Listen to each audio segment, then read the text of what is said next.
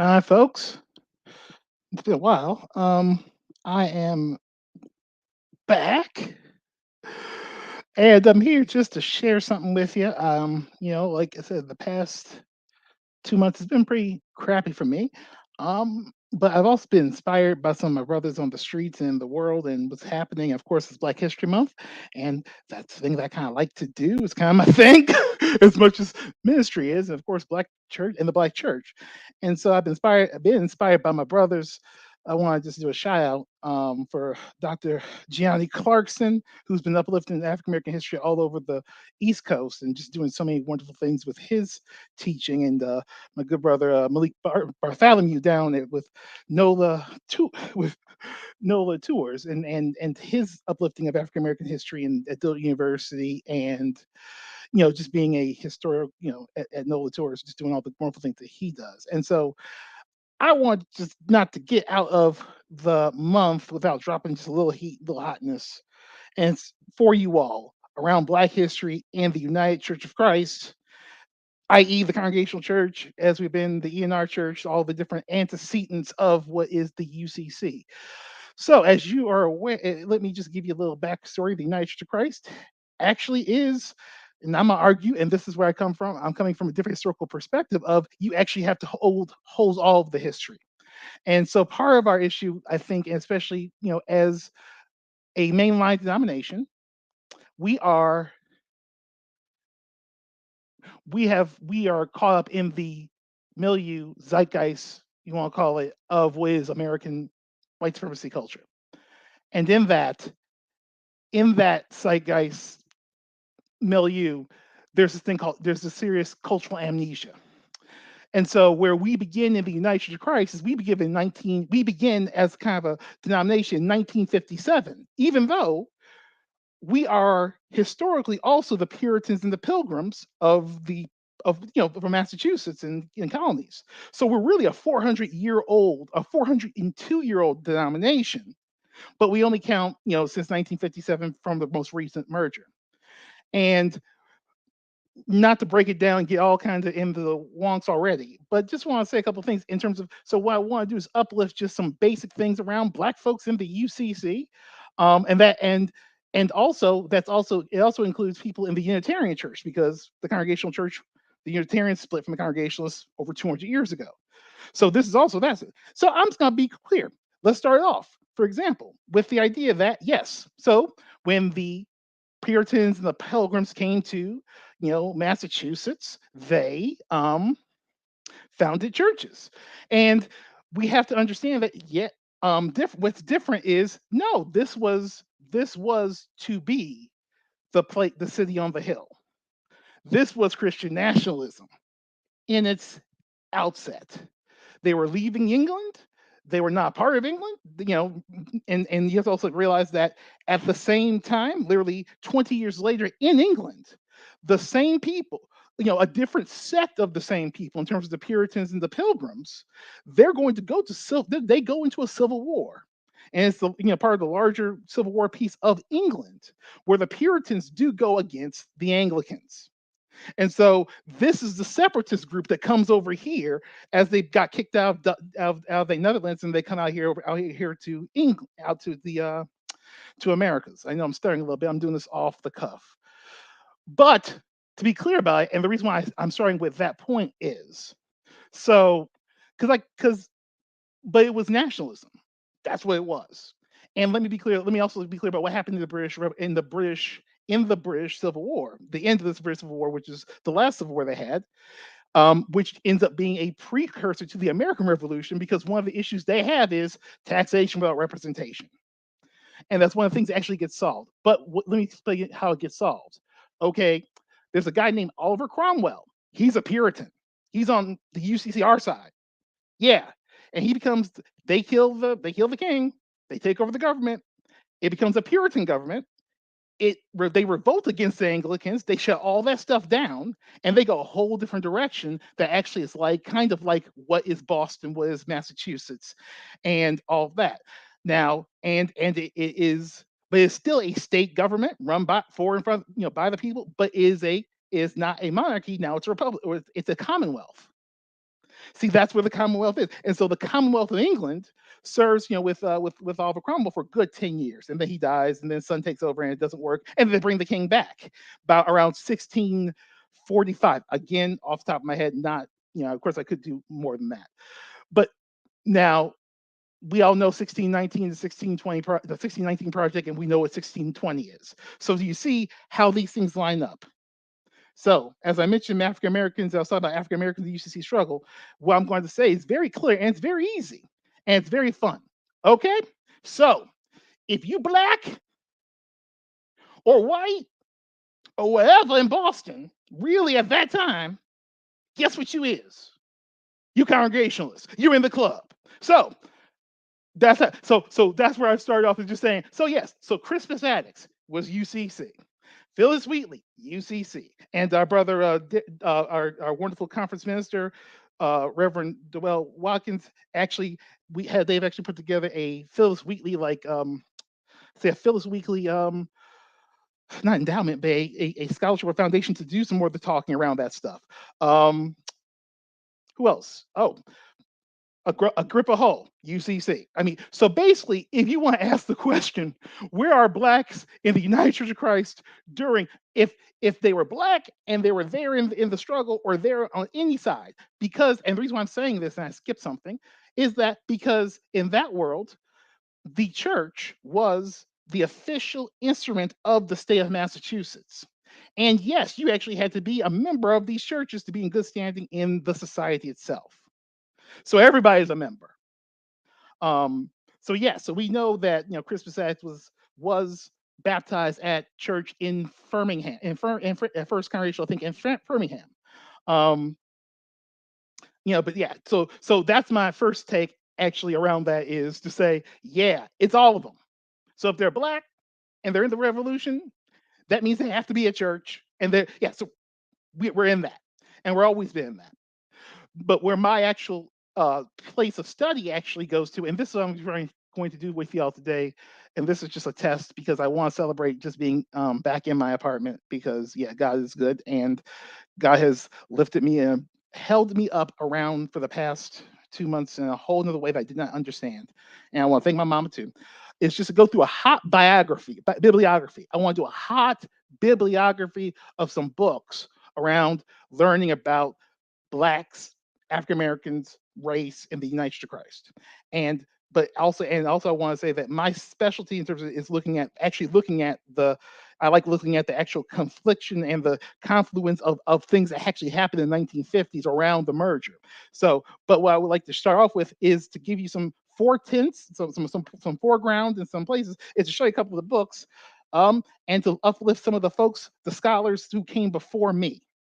And the first one, and I would say this is the big dog, and that's J. Taylor Stanley. J. Taylor Stanley was one of the conference ministers of the old Convention of the South, and that was the separate, segregated um, conference that was for African Americans in the South, for the in the Congregational Church, or the CC, the Congregational Christian Church, I want to call it. This is before 1957, and these are the congregations, and in this book, A History of the Black Congregational Christian Churches of the South, and I know it's a hard thing to show, and this is published by the United Church of Christ for the American Missionary Association, and we'll get to that in a minute. Um, this is one of the main historical books that's just off the chain, talks about good documented history of what happened in the during in the post in the post Reconstruction era, in the Reconstruction era and post Reconstruction era, all the way through Jim Crow, and leads and ends about, where does it end? It ends around the merger of the Christians and the Christians and the Congregationalists in 1939. So that's the first book. Um, Now, why is that important? Because what is the AMA? Oh, the American Missionary Association is, we got that book? Yes, we do. Bow, let's bring that out. Boom. On the Hills of Freedom. The AMA, which is the book, and this is a book by Joyce Holliday, and this talks about the campaign that moved into the South from the North of white missionaries, black missionaries, to educate, help, and to uplift people of color in the South from, beginning with the schools and churches that were founded. So, and that's the fun that I have to say. So let me be clear with this, and let me say this to you. So if you're looking, and this is the fun about UCC history, and people don't get this. So if you go and look for a first congregational in most places, like especially here in Massachusetts, yeah, it's the first church. It was actually the legally established church that goes with the founding of the town. So, like, I live in Pittsfield. So, and here's the thing: First Congregational is right next to the town hall. It is the same property almost. And it probably was actually deeded as the same property because the church was the meeting house, really. They were trying to flip that model on its head, and they were doing a bottom down thing, but it was white supremacy and it was Christian nationalism, but that's what it was. And so what we understand of the first, we assume that it's white. But with the AMA, what you have to understand is that, and the Congregationalist church was a northern church.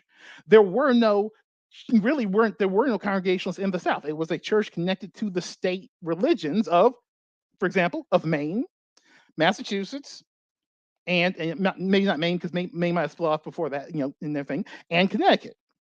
And let's not forget. So, and remember, your Baptists, that's your Rhode Island. Your Catholics are Maryland. Your Quakers and other folks. So everybody had their place, and the Dutch Reformed folks, New York. So when you see a first congregation, you're thinking, okay, this is the hoity-toity, this is whatever. Yes, and in the same way, it's true. But where I'm going with this is that, so if you go to the South, all the first congregations are black churches. So, First Congregation of Atlanta, founded in I believe 1871, black, or 1869. Uh, First Congregational of Birmingham, black. First Congregational of Talladega, next to Talladega University, black.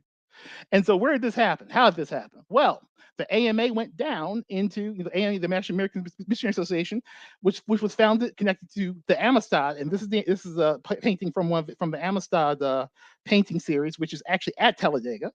Um, and tells the story. And that's from Cinque and all that stuff. The Give Me the Free and all stuff like that. But that's where it begins in 1835. And that. But where the AMA shines is after Reconstruction, where they start these schools.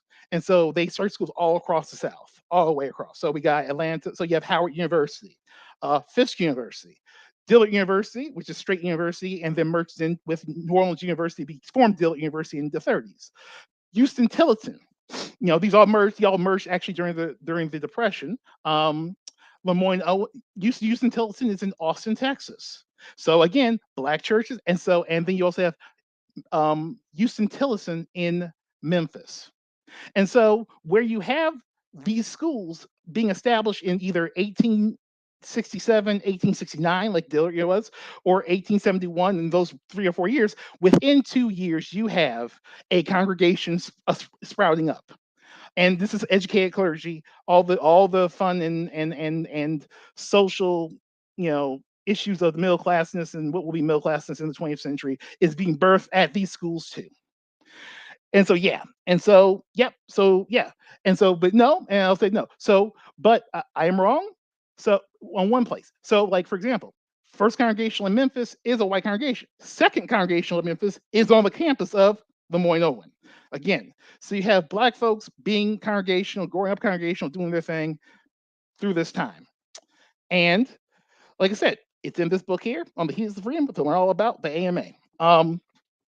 And the book I was talking about here, The History of the Black Congregations in the South, documents not only the history of these churches being formed and these organizations, these churches being formed, but also shows, how the struggles of, for example, the Christian and congregational merger and how that affected North Carolina. And because that's where there was a lot of African American Christians and African American Congregationalists. This is all denominational stuff that's probably not interesting to anyone, but hey, it's interesting to me.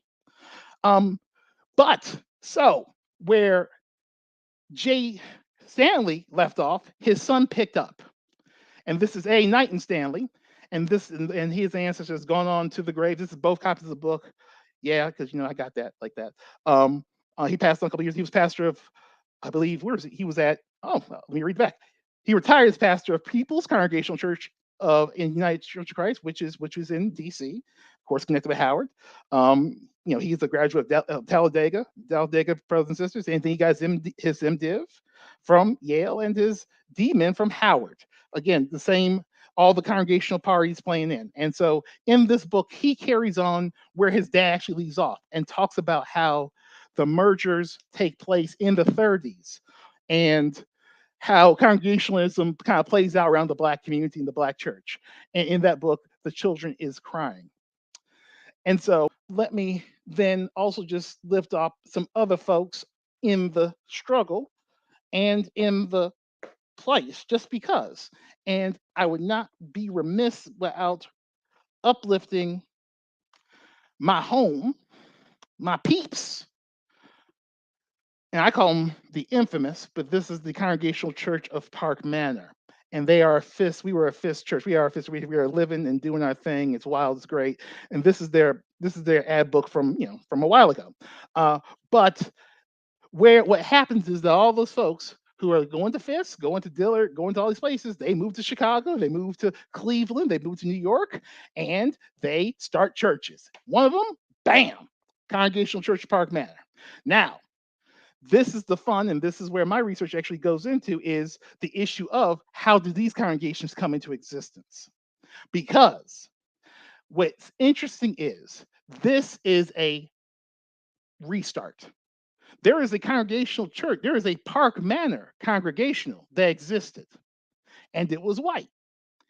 But in 1953, the Congregational Church, the Congregational Christian Church, decided to do urban investment seriously with the Black community and the Black churches. So they started and made sure that these churches that were moving to becoming Black communities, oh, well, it's just going to become a Black church. It's not we going to shut down the show because, well, our church is dying. No, we're paying. No, flip it over, keep it going. We can argue if it's white supremacy, we can argue if it's colonialism, but I'm sorry, I actually believe in the faith that I have. So I'm gonna go a little bit further than that. Of no, I'm gonna keep on believing in what is real and true, that is beyond, and of course beyond who God is, beyond just the smallness of saying it's colonizing, because the education that these institutions created does and did and continues to change lives. And that's the power of Christ in its midst in the United Church of Christ. And so in 1953, the United Church of not the United Church, the Congregational Church decided to do this whole thing where they were going to start putting the money into these ministries. So St. Albans in New York City is one of them. Like I said, Park Manor Congregational. Because now it's a little shady, because what they do is they say, all right, you can't be the same church. So that's why we're the Congregational Church of Park Manor, UCC, instead of just being Park Manor Congregational Church or Park Manor UCC. We had to change our name. They got to keep the name. They got to keep the old money. The old money probably went to CTS, Chicago Theological Seminary. We didn't see it, but so be it. But these churches came into existence. The reason why this is important is this is a wonderful church, and this church starts, and we're just in the middle of the journey. Of course, there are other churches that come before this one, like Lincoln Memorial and Good Shepherd, and Good Shepherd, which was one of the largest UCC churches in the country. And so, what was interesting is that as these congregations became, all these churches got started, the Congregational Church of Park Manor started, and they had a wonderful, smart, great associate minister. His name was Kent Smith. And this is back in the 1960s. And because my mom told me about Ken Smith. And I've met Ken Smith. He's also gone on to the other side also. But he wrote this wonderful book right here with Dorothy Bass about the United Church of Christ studies in identity and polity, and that's what Dorothy C. Bass and Kenneth B. Smith. Because what happens is that Kenneth goes and they start, because as the people on the south side start moving further south, they move from 70th and King Drive. That's where Congregational Church of Park Manor is, on 70th and King Drive. They go on and they decide to start a new interracial church, possibly started to be an interracial church on the border where the white community begins and the Black community ends, on 95th Street in Chicago. Like I said, this wonderful man, Ken Smith, associate pastor of the Congregational Church of North Carolina, and some of those members are now going because they're following the Congregational Handbook that explains how to do everything in the UCC in the Congregational Church, how to do it, how to split a church, how to merge a church, how to do this, how to do an ordination. It's all in one little book. It's great. And so they go to found Trinity United Church of Christ in 1963. Where's that book at? Let's whip it up. Bam! Woo!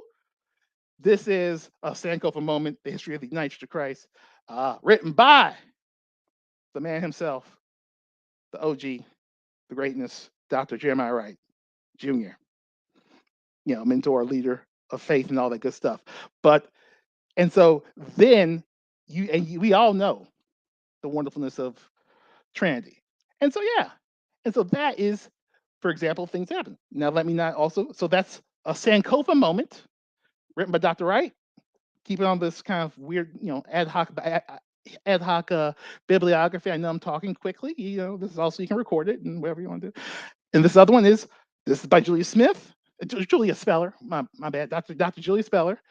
She's also a Chicago Theological Seminary professor, and she talks also about looking at, in this book, Walking the Talk, keeping the faith in Afrocentric congregations. And she looks at different congregations, including Trinity in Chicago. And Trinity has a great history. That is a whole different conversation. Actually, I think I might actually do that one day, is talk about the history of Trinity, and the fun and the struggles that came way before Dr. Wright ever got there. Like I said, Ken Smith is the first pastor, and they struggle because it does not become an interracial community. Trinity just becomes another black church. It's the younger folks, and it was the younger folks from Park Manor. So my people who are now in their 70s are who helped went over and they helped found Trinity. That's how you build a church, and that's how you merge. That's how you build churches. You don't build churches from ex nihilo. They don't come out of nowhere where I just show up, start preaching and stuff. Nah, back in the day, and if you actually go and look at what even the evangelical churches are doing, no, they're splitting their churches. That's how you do it. And we're afraid to. And so the whole thing is pointed, yeah, you might not need a church that has 15 or 2,000 members. Half of y'all need to go. Half of y'all live over here. Y'all need to be over there and start another church over there, because you actually can start building momentum and building power and building. But if it's not about power anymore, because it wasn't, because of white supremacy, and that's why we're in the situation we are, because we're not. We want to remove. And that's another conversation. We want to remove the issues of power, politics, religion, faith, all the real stuff from actual church. And I know that makes no sense, but that's the whole thing, is that people are looking for the real. They're looking for the fight. They're looking for something to fight for and fight with, and to go and create something new. And if you don't do that, ain't nobody interested. So there you go. So that's Sloan's Hot Box. But more books, and I'll look this up.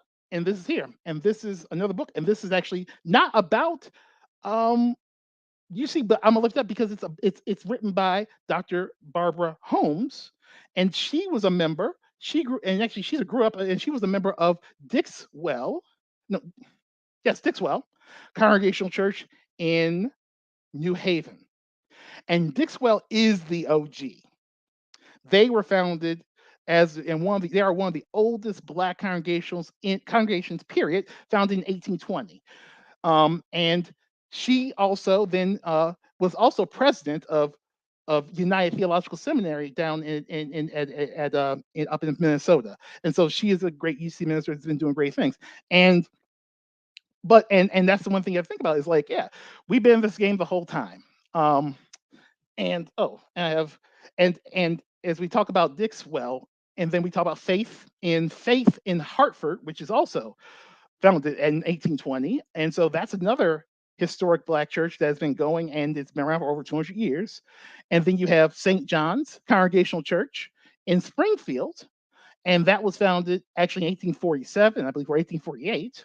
And then you also have my predecessor, or former predecessor, the Reverend Samuel Harrison, who was the pastor of Second Congregational here in Pittsfield. and that it was in 1846. Now he did not come; he came to the church afterwards. The seven people who founded Second Congregational left First Congregational because they were denied the cup and they were denied the right to worship freely in the same sense with the folks. Kind of the same dynamic as the AME Church back in Philly with Richard Allen, but they went and they walked down the street and they founded their own church, their own congregation, right a block away. It was a block away before it was on the west side. It was a block away, right across from Zion Lutheran Church. Right now, right now it's across from now it's a parking lot. But yeah, and so but yeah, Second Congregational Church, which was founded in 1846, and that is the oldest Black institution in the Berkshires. So those are the four oldest that I know of African American congregations right now that I know of that are still in existence. But yes, and I'm not second anymore. But Samuel Harrison was was the first pastor, and and we know him because he was the chaplain to the 54th Regiment during the Civil War.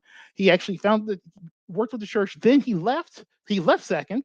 He then went to Springfield and helped found St. John Congregational, then came back to later came back to second and into his career with us, but or with not with us anymore, but I mean with them, and then also, but he served as the during with that Glory Regiment. So that's one of the things. Yes, so he was the activist, did all the great things, and then and so that's just some of the things about being talking about Black stuff in the United Church of Christ. I know it's a rant. I will, this was a first take because, well, I had the fire shop in my bones tonight. So, but, and I, but I got one more book, and that is one of the other great saints that has gone away. And of course, and I, and the system, like I said, I want, of course, you have to uplift this brother, and this is the Reverend Charles Shelby Rooks. And so Charles Shelby Rooks, this is the book he wrote. This is of sermons, and he was a wonderful UCC minister, and he was the first African American to be the president of any predominantly white seminary. He was the first president. Okay, there we go. He was the first Black president of Chicago Theological Seminary back in the 70s. And so and so it's just the mad fun of the Black history in the United States of Christ. And so as I mentioned, Kent Smith, the founding pastor of Trinity, then actually continues, and he actually follows Shelby to become the second Black president, become the next president of Chicago Theological Seminary later in the 1980s. And so these are just great folks who did good work, and I just wanted to uplift it and share it with you this day. Um, there'll be more things. We will talk maybe about other things at some point with the fun of UCC history and polity. Um, all the wonderful things the church has done and church is known for doing. We will talk about some of the dynamics, and this is probably my demon thesis also, because this is the book, this is the OG original Senate book from General Senate in 1957. And the reason why it's important is to look at the names, and I know who the names are, but to look at the different cultural contexts that are playing out in this 1957 thing. That's where my fun is. Because what you have a different ball game of Congregationalists and the German evangelical pietist church coming together in a different world. And what people miss is that then, well, who's there? Well, but all these Black congregations are like highfalutin kind of. They all got bachelor's degrees and master's degrees. And like, so then you have interesting people like TK Lawless, who is a member of churches in Chicago. I want to put him at my mama keeps on telling me he was at Park Man. I want to put him at Good Shepherd, but he was also, his father was A. P. Lawless, which was pastor of churches in New Orleans, and these are Dillard people. But T.K. Lawless was a doctor, and he was also a millionaire. And so he was on the board here. So you have an interesting dynamic of upper middle class Black folks interacting, and we having these kind of dynamics of class and race playing out in different ways that you don't think would happen in the 1950s, where you have a Black millionaire arguing and talking with this German guy from St. Louis, and he's a member of a church out there in Labadee, Labadee, St. Louis, Labadee of Missouri. We're talking farm folks. And that's so you have this urban rural thing going on too, and that's all happening in 1957. And it's all playing out in politics. It's all playing out in how the denomination is going to be formed. It plays out in terms of the power dynamics that are still being played out and fought in the United Church of Christ through issues like single board governance that kind of got run through. Yes, that's a hot take because I believe it was run through. Because when the people say you can't do it and you still do it, you shouldn't do it. That's it. Well, it takes too long. So no, you actually have to follow your word, which is part of the issue. We're part of this white supremacy system. How do we interrupt it? The interrupting it is by actually uplifting the truth, telling the truth, and getting through and getting away from the amnesia of what is and what has become church. Because that's the issue.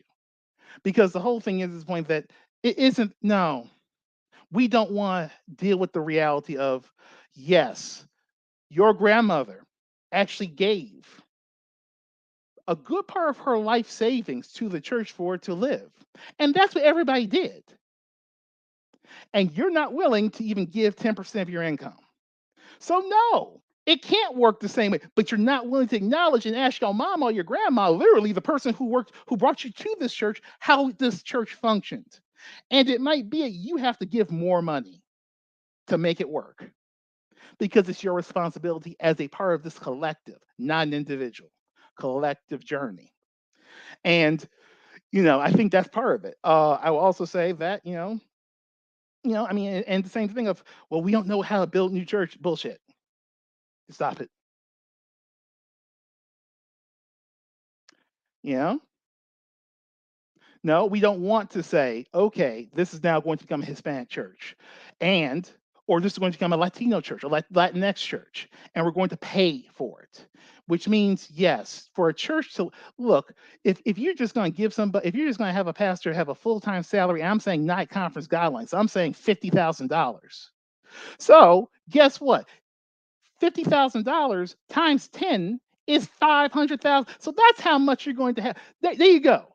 So if you're going to talk about paying for and doing real ministry and talk about how it takes a good 10 years for a church to really get off its ground, then you know what?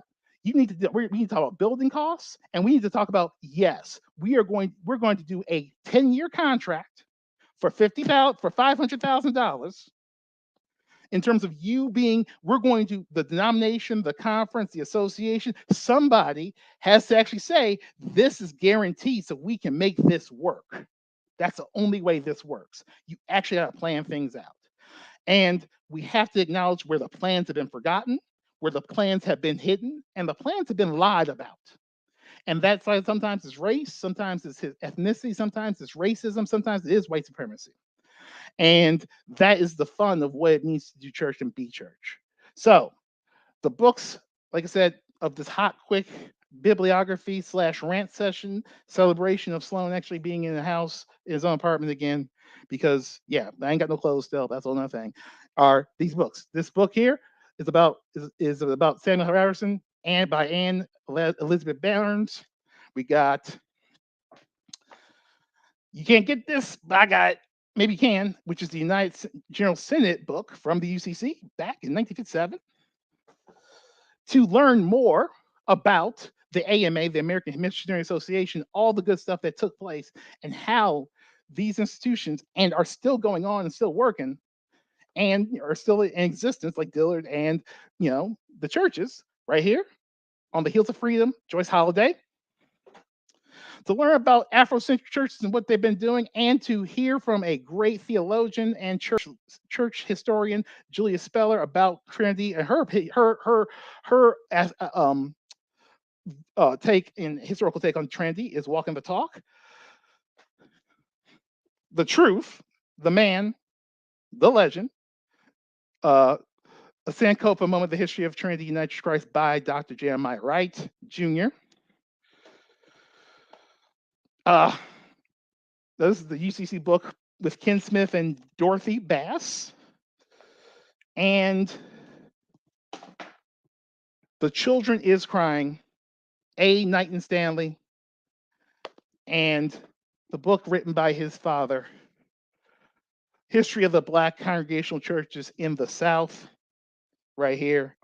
Again, these are great books to learn about the United Church of Christ and history and all the fun and the mysteries of what happened when back in the day.